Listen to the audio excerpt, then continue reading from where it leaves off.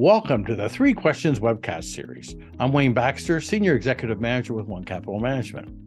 At One Capital Management, we develop and implement strategies for our clients which strive to grow, protect, and ultimately distribute their wealth. And we do that by offering investment wealth management services. Thank you for taking time to check us out. My clients are often referred to as cross-border clients. Now, why is that? Well, it's because they're either U.S. or Canadian residents who wish to invest in U.S. and or Canadian dollar-denominated securities like stocks, bonds, and ETFs. Our process for advising our clients includes an in-depth diagnostic and discovery analysis of their wealth management goals and objectives. For many Canadians relocating to the United States, this will open the door to a discussion about several important wealth management-related topics, not the least of which will be the sale of their Canadian home and the purchase of a home here in the United States. Comparatively speaking, real estate transactions in Canada are relatively straightforward. While there are some similarities with regards to real estate purchases in Canada and the United States, there are also some distinct differences. And on this webcast, on the Three Question webcast today, we're going to talk to an expert to discuss the house purchasing process stateside. And if you find today's webcast helpful, please consider resubscribing to our channel. On this episode of the webcast, we're going to be highlighting the 3 questions Canadians should ask about escrow before buying a house in the United States. Marcine Kline is the branch manager and escrow officer, probate and trust specialist with Glen Oaks Escrow. She has served the San Fernando Valley for more than 30 years. Marcine is responsible for teaching and training her staff as well as recruiting escrow professionals. And she is a busy lady, to say the least. Marcine, I really want to thank you for taking time out of your day to join us here on the Three Questions webcast. Great to see you again. Thanks for having me, Wayne. I appreciate you. Yeah, well, I appreciate you too a lot. And I just want to sort of be clear here before we get started that the questionings that we're going to be addressing on today's episodes not only apply to Canadians making their first foray into the United States real estate market, but this also applies to Americans who've been here all along, just to be clear on that. We're not prejudicing Americans, but given the fact that we do a lot of cross-border work here, obviously a lot of times our themes are cross-border in nature. In my introduction, I pointed out that, Marcine, that you're responsible for teaching and training your staff. And while we don't have time for your entire curriculum, perhaps you could take a couple minutes to explain to our audience, what is escrow or what are settlement services? Maybe you just give us the 35,000-foot view of that. Okay, great. Hi, everyone. I'm Marcine Kline with Glen Oaks Escrow in Sherman Oaks, California. I manage a very busy escrow desk where I process all the paperwork with a pretty large team of people. Escrow is a term that's used in Western states. Settlement services is more of a universal term used across the United States to streamline what all of us do when we're closing a real estate transaction. So, for example, on the settlement services side, most states, although the East Coast does, most states do not use attorneys to handle the sale or purchase of a property. So, for example, New York uses strictly attorneys. It's called an attorney state. There are other states that use title services just to transfer title, such as Texas. That would be a title-driven, that's what we call it, a title-driven state. And escrow is very different in the Western states and comes in many forms and fashions. So our company happens to be independent, meaning we don't have investors. We are licensed by the state of California under a venue called the DPFI. Everyone is fingerprinted, photographed, and we have to pass all kinds of legal, judicial, like through Homeland Security requirements, since we do deal with quite a bit of money. Hope that is like a helpful tidbit. That even services between Northern and Southern California are really different. I mean, it's very different up there than it is down here because it's a very big state. So Northern California seems to be more title driven than Southern California, which is absolutely more, it is more escrow driven, with independents, broker owns, and other types of broker affiliated type companies, but we all do one thing: settlement services. So the bulk, I mentioned in the opening that the bulk of your work is in the San Fernando Valley. Sort of the footprint for the bulk of your work, is it exclusive to the Valley, or do you ever end up working on transactions that take place, in the Central Valley of California or Northern California, or, That's a good question. down in Orange County, San Diego area? Right. So my probate base, where I connect with a lot of attorneys and professional fiduciaries, has taken me all over the state of California. I work in many, many counties, actually on a very regular basis: Los Angeles, Orange County, San Diego, Santa Barbara, San Bernardino, Riverside. Those are the main, very local counties, locale to here. And I am located in the San Fernando Valley, but my work is all over the state, and I'm licensed to work only in the state of California. Yeah, I was just going to bring that up. So for anybody who says they're looking for help, you would basically refer them to somebody based on where they're moving to, correct? Yeah, I'd be happy to do that. Sure. Perfect. Okay. So now that we have a clear understanding here, a little bit on escrow and settlement services, it's time to address the 3 questions Canadians should ask about escrow before buying a house in the United States. And the first question, we've kind of sort of at the high level kind of addressed it, but maybe you could illuminate here. The first question is the escrow process the same in every state? Actually, it is pretty different, and even in California, it's different county to county. So, for example, we have mandatory or regulatory requirements that are in city limits for Los Angeles versus the county, which is a much bigger area and encompasses all kinds of smaller cities or towns. So, for example, Beverly Hills is its own city, Culver City is its own city, but and Pasadena, for example, and Burbank, those are its own cities. But for example, West Los Angeles, Palisades, San Fernando Valley has countless towns: Woodland Hills, Tarzana, Sherman Oaks, Encino, Studio City, North Valley. There are countless more. Mission Hills, Northridge. These are all part of LA city limits. And we have very different regulations than even Orange County, Ventura County, Santa Barbara County. And we do specialize in that. But when I'm working in someone else's county, I make sure, or city limits, I make sure I understand what the legal requirements are to close a real estate transaction. So it's very different everywhere you go, even in California, but across the United States. Again, the processes of a settlement service agent is pretty much the same. We handle all the legal documents, we handle all the money, we make sure people keep their agreements. This is the big picture. And agree to their contract terms, make sure those terms are met. And then when we're in a position to close a transaction, we authorize that closing through a title insurance company, a local title company. Just sitting here listening, Marcine, and a little behind the scenes here, we were talking before we got started, and I mentioned that there could be potential opportunities for future appearances. And I can tell you, in the matter of a couple of minutes here, I think I've picked up on a couple potential additional discussions that we can have. This is a very complex responsibility that you have, and very specific expertise. I want to go right on to the second question. And this is another thing we talked about before was the role of title insurance. So in Canada, the role of title insurance is much different than it is in the United States. And so what I'd like to do for our second question is ask this: what role does title insurance play when I purchase a home in the United States? And I guess this would apply across the country, not on a county.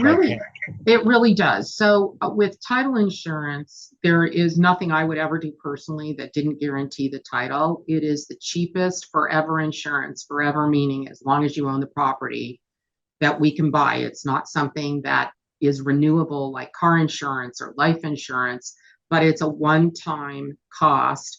And the title company absolutely guarantees that the buyer of any property has good, clear, marketable title. And it's just so critical because fraud is on the rise. Wayne and I were talking about that a little bit. We have wire hackers are on the rise. We have it all here in the United States. And of course, LA County is one of the largest taxing authorities in the United States. And we have about 11 million people here. So, it's really easy to commit a lot of financial crimes. And I think to some end, people get away with it, which is really, really unfortunate. But title insurance does play a huge role in validating all the historical documents that happen on any given property at any given time. So, for example, in Canada, which you guys follow more closely, Canada, Australia follows more closely. For example, the way Great Britain does transactional work. So you guys use attorneys to handle that. Yes. And again, some of the original colonies, which are states, also still do the attorney piece. They don't necessarily have a settlement service agent. They act as that agent. But title insurance is like the end all be all in the US. It is not optional. If I go to record a deed between my husband and I right now, and it's never been title insured, the title insurance company will make an exception for that deed. They'll want a notarized affidavit from the person, the grantor, the person who signed it off, stating that it's valid and not fraudulent or coerced. And they will not provide the next buyer title insurance unless they have countless guarantees on just these very matters. It's very, very hard to get by title regulations, and they're there to protect the public. I'm totally all for it.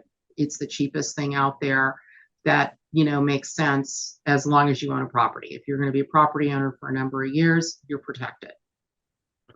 So I gotta ask, I was going to wait, but I think I'm going to ask the question now. We were talking earlier about a situation I described in Canada where right. somebody had a property, we can give it whatever value you want, say $1 million property, no debt whatsoever. And so there are people out there, nefarious people out there, will actually steal the homeowner's identity and then go to a bank and say, this is my property. I want to take a line of credit out on it for, say, $500,000, $600,000. Establish a line of credit, take the money, and away they go. So I'm curious, I think Canadians who are watching this or listening to us now will want to know, is the escrow insurance that you describe protect against that? Well, to some end. So a lot of that falls on the settlement agent, like myself. One of the protocols we use is we get the county tax roll. And on the tax roll, it says the property address, and then it says where the tax bill is actually mailed to. So if you have a rental property and it's sitting there, or your house is sitting there, what we'll do if we are suspicious about a transaction is we will overnight or Federal Express a letter to the homeowner to the address saying an escrow has a real estate transaction has been opened on this property. Please confirm that you are the one borrowing money. So a lot of this falls on us to do some detective work, unfortunately, to validate those kinds of transactions. Everything we do, by the way, Wayne, is all referral. I mean, people know me. I work with attorneys. I work with really vetted real estate professionals here all over California. But in general, it's people I know. It's not somebody calling me saying, oh, I want to open a transaction on such and such. It's people who have known me throughout the years. All right. So there is a little bit of extra due diligence that happens when. Yes. Okay. And that's sort of a part of the protection process. So there is some responsibility for you to make sure that these transactions don't actually fall through the cracks. Correct. Well, to the best of our ability. I mean, the criminals are more clever every year. I'm going to be honest, but knock on wood, I haven't had anything in the last several years that's been that's had criminal activity that's been successful. Anyway, we've caught a few things, and that's great. But people, the public, people buying properties, they're so involved in so many things during the process. The most important thing, I hate to say this, is their money, and everybody is not paying attention to that, and hoping somebody else will jump in. But at the end of the day, the bottom line is you're responsible for your money and making sure it's safe and it gets from point A to point B the way it's supposed to. Yeah. 100%. Yeah. So I want to go down to our third question here. And really, I think for most people, especially in Canada, they're probably saying this process sounds so complicated. So the third question is this: generally speaking, how long does the escrow process take? So that's really interesting because I know in Canada it can be much more protracted. And while there are a lot of complexities, we do transactions that are usually all cash in 10 days to 30 to 35 days as an average. And sometimes if someone is buying brand new construction that's not built or finished, they can be as long as 6 months. And we do a lot of all across the board. Years ago, before there was technology, I was asking one of my colleagues who's also older, and I said, I don't remember 10-day escrows. I just don't remember it. She said it took 10 days just to get a prelim. So in the paper day, right? And now everything is like most everything, unless you're searching something that goes back like 30 or 40 years or more.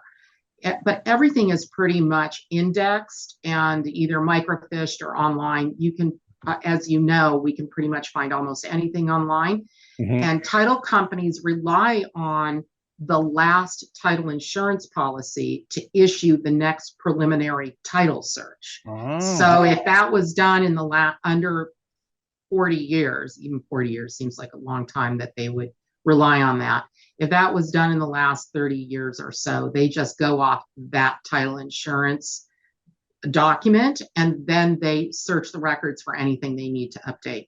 It's very interesting because obviously during that time, people can refinance. The financing might look different. There might be a couple of loans. They might have transferred title. And that's how they pick up all these different like recorded loans, liens, things like that, that really impact people's title. And one of the things we do as a settlement agent is to give title insurance companies a clear path to issue clear title insurance. We're the ones doing all the clearance work with the aid of the seller as a rule, or an attorney or a fiduciary. I think to be fair, it's pretty hard going into any specific transaction to predict specifically how long any one of these transactions is going to take. I mean, it's really right. Well, here's a perfect example. I just took a transaction in the city of Santa Monica. It is a 14-day escrow. It is all cash, but I've been having a hard time getting the application for a city report. That's a municipal requirement required by law upon transfer or sale. We've been having a hard time with the portal. And so I emailed the agent saying, just to manage expectations, we're really having challenges with this. And those kinds of things, how long a municipality will take, can absolutely delay a closing, because we're not supposed to, by law, close without certain legal documents that are required by any given municipality. I swear Los Angeles County has the most ever.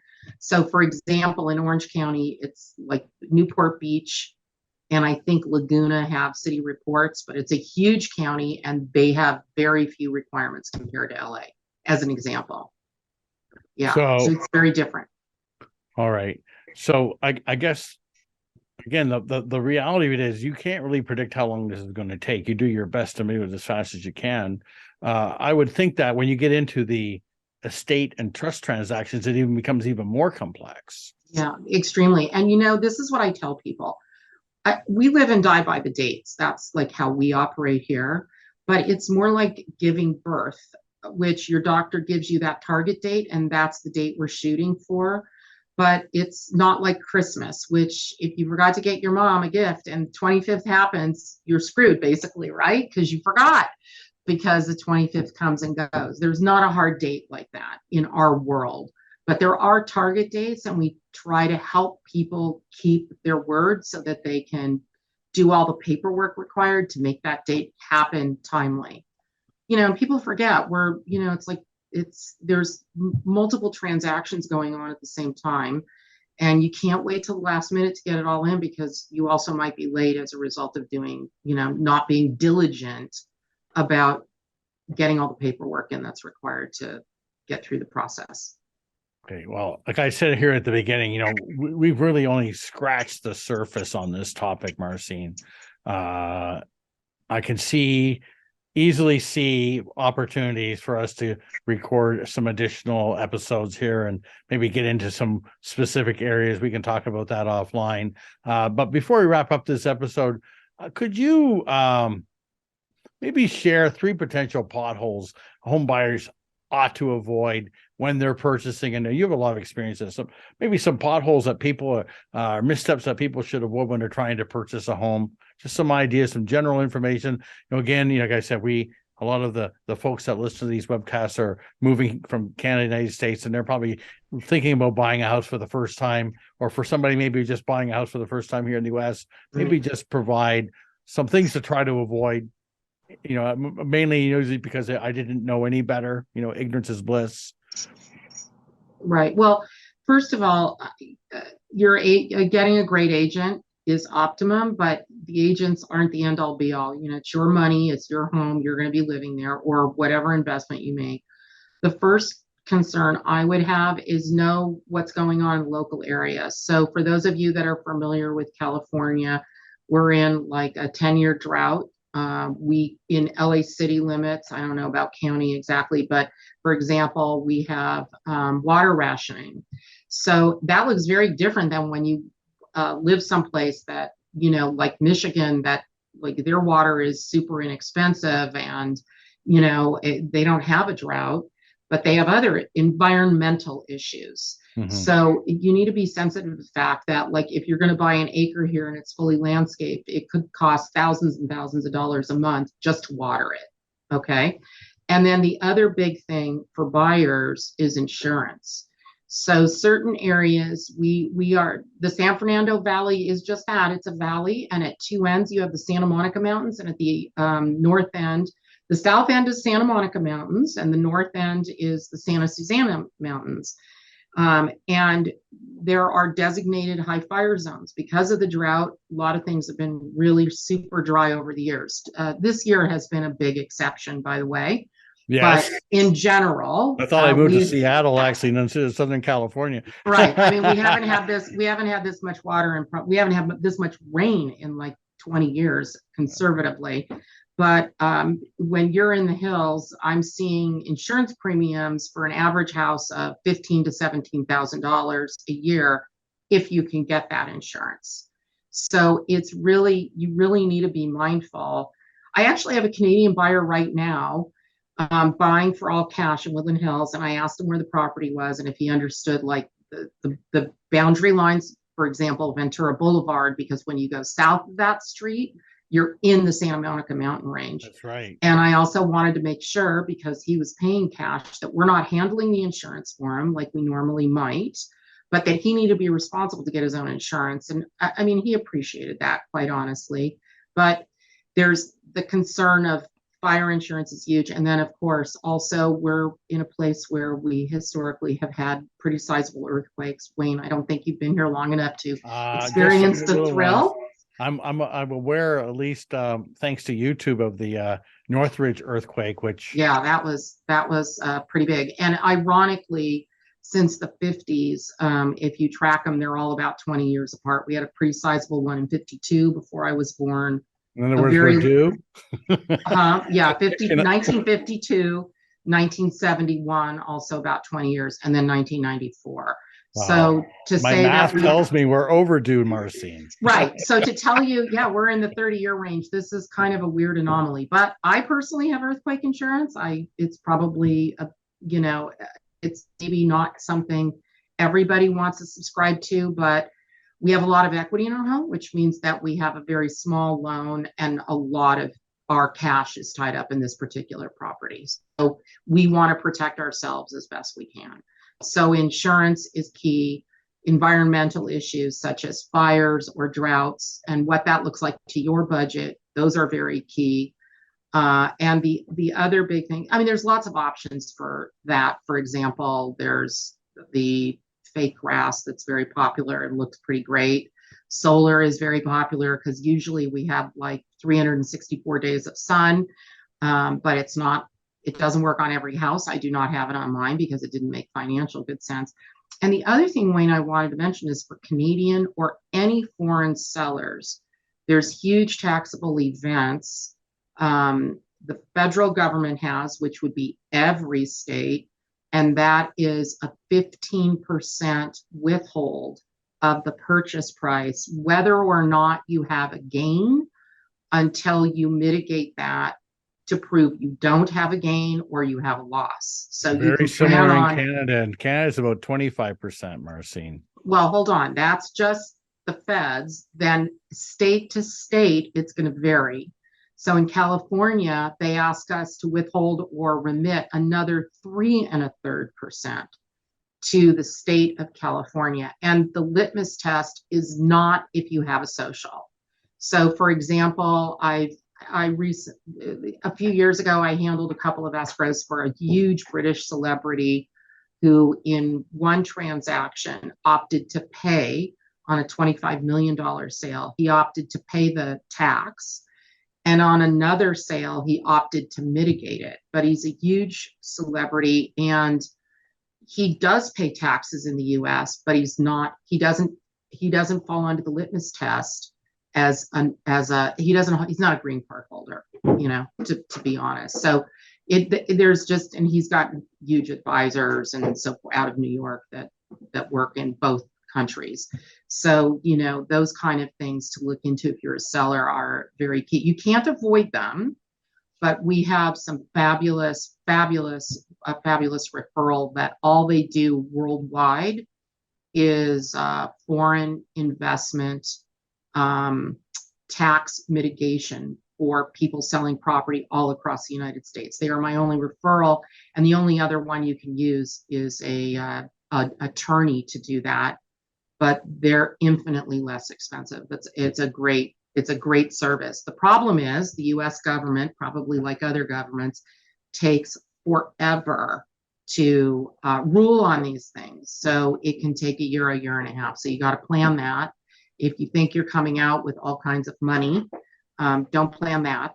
And under $1 million, if you're going to be living in it, and they have like crazy rules here. If you're going to live in it, and if the person did live in it, and it's under $1 million, the withhold is 10% versus 15%. But I just tell people 15% because, a lot of times these are second homes for people, right? Mm-hmm. And the desert out in Palm Springs, Palm Desert, those areas, Rancho Mirage, have lots and lots and lots of Canadians, primarily. Yeah, most of them are snowbirds. Some of them Correct. move here. A lot of them are just coming down for the summer, have a second property, and come down basically from October to April, and then right when it's really gets cold there. Yeah, exactly. So those laws will impact everybody. Buying is really easy. You go in and you can buy. Leaving is not so easy in the United States. And again, I don't know other countries, but that's interesting, Wayne. I had no idea what Canada does. Well, I think I said the process isn't quite as complex in Canada, and that's really why I wanted to have you on the 3 Questions webcast, just to give people an idea of what's involved in real estate transactions here in the U.S. And again, accepting the fact here that today we just scratched the surface a little bit. Definitely see opportunities for us to get together and we can back together again and maybe get a little bit more granular in our discussions next time.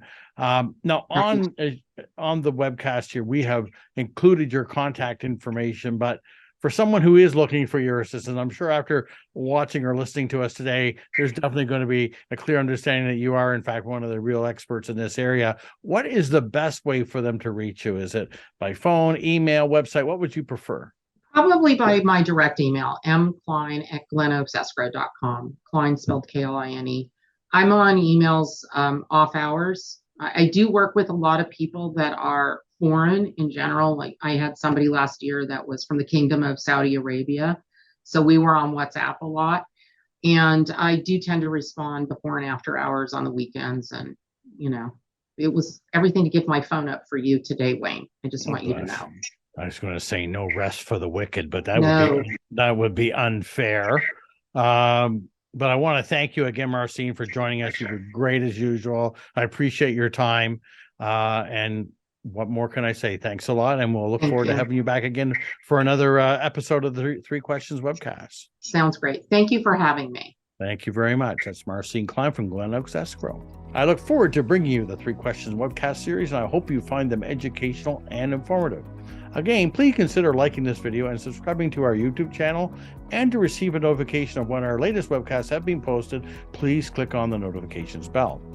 Lastly, to schedule an online Zoom consultation with me to discuss your wealth management needs, please click on the link in the description box below, www.onecapital.com/meetwithwayne. Thank you and see you soon.